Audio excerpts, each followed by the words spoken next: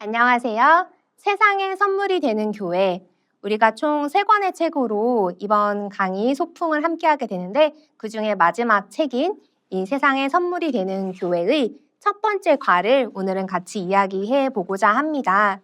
사실 이 책의 프로젝트는 교회가 이 세상 사람들 가운데서 참 욕을 많이 먹고 있는 이 현실 가운데에서 어떻게 하면 우리 교회가 다시 건강할 수 있을까?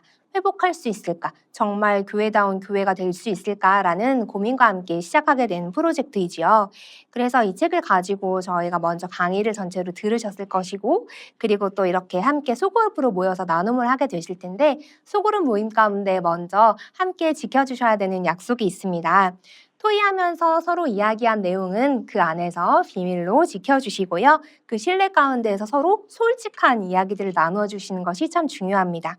그리고 모두가 이야기할 수 있는 기회를 한 번씩은 꼭 가질 수 있도록 특별히 우리 조장님들께서는 그렇게 인도해 주시면 좋을 것 같고요. 무엇보다도 서로가 다른 사람들이 이야기를 할 때 서로의 이야기 가운데 귀를 잘 기울여 주시고 또 나와 의견이 다르더라도 존중하면서 이 이야기들을 나누는 시간이 되면 너무나 좋을 것 같습니다. 먼저 오늘 이 세상에 선물이 되는 교회 1장 제목은 이렇게 되어 있습니다. 교회 섬기기 위해 세워지다 라고 하는 제목입니다. 오늘 우리가 잘 기억해야 할 핵심 키워드가 하나 있습니다. 바로 공동선이라고 하는 개념인데요. 먼저 첫 번째로 이 공동선이라는 개념에 대한 이야기를 나누면서 책으로는 32페이지, 조장님들께서는 책을 받으셨을 텐데 책을 받지 않은 성도님들께서도 교환을 통해서 확인해 보실 수 있는 내용입니다. 공동선은 사회 공동체 모든 사람이 행복할 수 있도록 모든 사람에게 가장 좋은 것을 찾아가고자 하는 그런 가치를 말하는 개념이고요. 교회가 그러면 이 공동선과 어떤 관련이 있을까라고 하는 이야기를 책을 통해서 다루게 됩니다. 그러면서 먼저 하나 이런 일화를 책에서 다루고 있고 또 우리 조장님들께서도 그리고 우리 그룹에서 함께 하시는 분들도 이 일화를 함께 같이 살펴보면 좋을 것 같아요. 로마에서 역병이 돌았을 때의 일이지요. 그때에 이 역병을 돌아다니면서 많은 사람들이 굉장히 고통스러운 가운데서 고독하게 죽음을 맞이하는 일들이 생겨났을 때 교회가 도망가지 않고 감염이나 죽음도 두려워하지 아니하고 환자들을 돌보는데 나섰다라고 하는 거예요. 그래서 어떻게 보면 이 질병의 기회를 오히려 사랑과 돌봄을 통하여서 극복해야 한다고 믿었던 이들의 이 믿음, 그리고 이러한 교회 공동체를 가리켜서 파라볼라노이라고 하는 위험을 무릅쓰는 자들이라고 하는 명칭까지도 주어졌다고 해요. 그래서 그 당시 그리스도인들이 거주하는 지역의 그 사망률이 다른 지역의 사망률보다 훨씬 더 낮았다고 합니다. 그러니 이러한 그리스도인들의 모습이 믿지 않는 당시의 사람들에게까지도 깊은 감동을 줄 수 있었고 이후에 로마가 이 기독교로 그냥 일괄 이렇게 개종하는 그 과정이 원활하게 진행되는 데에도 꽤 많은 영향을 미쳤다고 해요. 이 사건을 생각해 보면서 공동선, 그러니까 모든 사람의 유익이 되게 하는 것이 교회가 이것을 사명으로 삼고 가야 하는 그러한 이유가 될 수 있겠구나라고 이야기할 수 있겠습니다. 그래서 먼저 저희가 이 책을 나누면서 소그룹 모임을 할 때 물론 그룹의 인원수에 따라서 어떤 그룹은 인원이 적고 또 어떤 그룹은 많으실 수도 있겠지만 적절하게 한 2-3가지 정도의 질문을 서로 모두가 한 번씩은 대답할 수 있도록 하면 좋을 텐데요. 먼저 첫 번째 나눌 이런 질문은 이것입니다. 이 공동선이라고 하는 것이 우리 교회에 있어서 그리스도인에게 있어서 어떤 가치를 지니고 있는 말인지에 대하여서 혹시 이전에 들어본 적이 있는지 아니면 들어본 적이 없다면 이렇게 책으로 아니면 강의를 들으면서 어떤 생각이 들었는지 이 이야기들을 맨 처음에 가볍게 한번 나누어 보시면 좋을 것 같아요. 그러면서 이 로마의 역병에 관련된 일화도 있지만 우리 교회 가운데에서도 우리 한국교회 가운데서도 그런 이야기가 있었지요.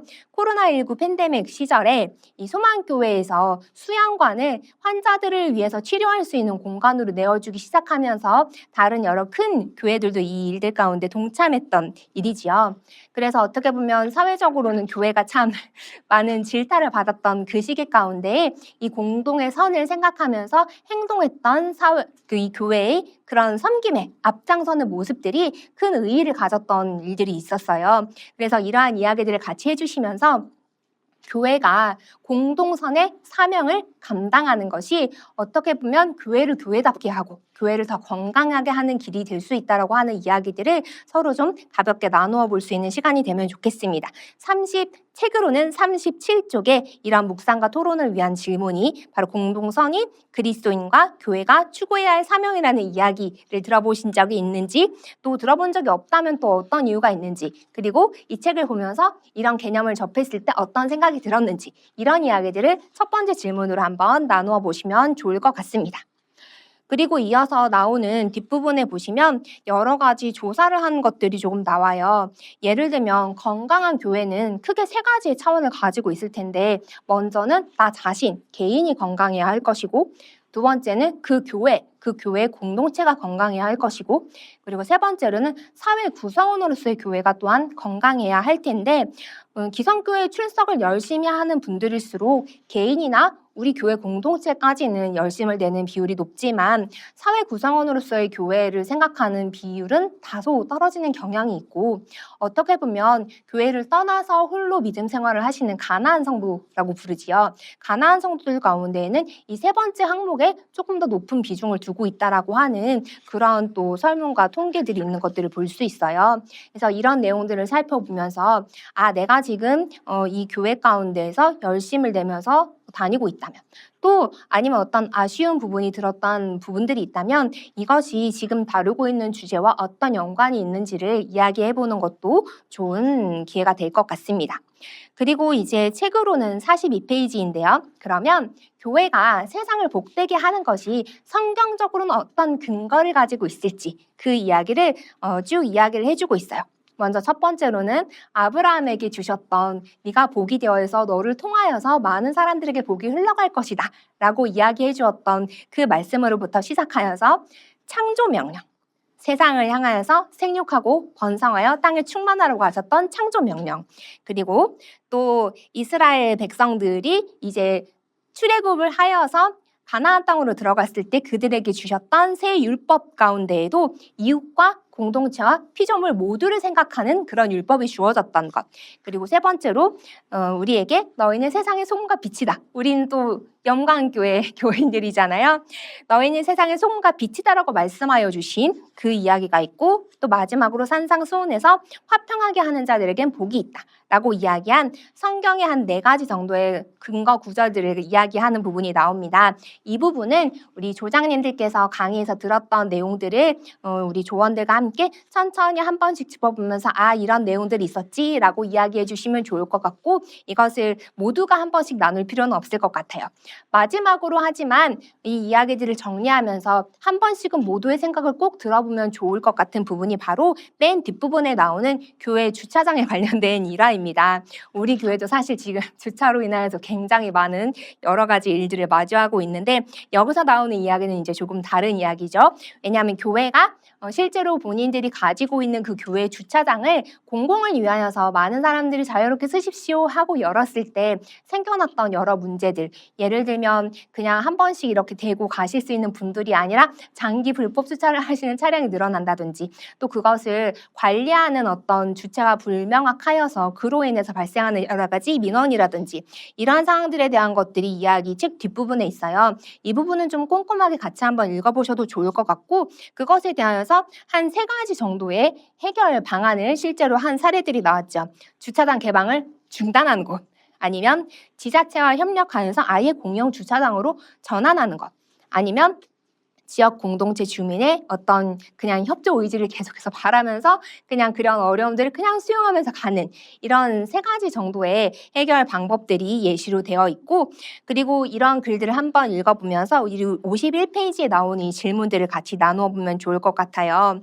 이런 예시들을 보면서 이 주차장이라고 하는 아주 실제적인 문제들을 해결해 나아가는 방법 가운데서 가장 인상적으로 다가온 해결 방법이 있다면 어떤 것인지, 실제로 우리가 공동선을 이렇게 이루어가고자 함에 있어서 부딪히게 되는 그런 문제들도 발생될 텐데, 우리 교회에 있어서는 그런 부분이 어떤 부분일지, 또 우리가 광야 시기를 살아가고 있으니 이 광야 가운데에서 우리 교회가 감당할 수 있는 공동선의 영역은 어떤 것들이 있을지, 이것은 정말 모두가 충분히 한 그래도 2, 3분 정도씩 이상은 나누시고 또 나눈 이야기들을 정리하면서 이 오늘의 이 주제를 마무리할 수 있으면 좋을 것 같습니다.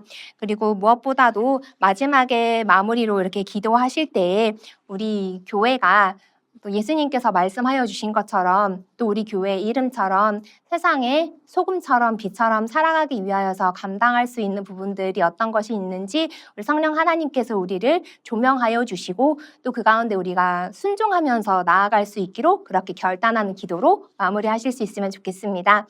이 책을 나눔으로 인하여서 그리고 이 가을 소풍에 함께함으로 인하여서 더욱 우리의 신앙이 깊어지고 실제로 이 사회 가운데에서 더 많은 사람들에게 하나님의 사랑을 드러낼 수 있는 그런 계기가 되기를 축복합니다.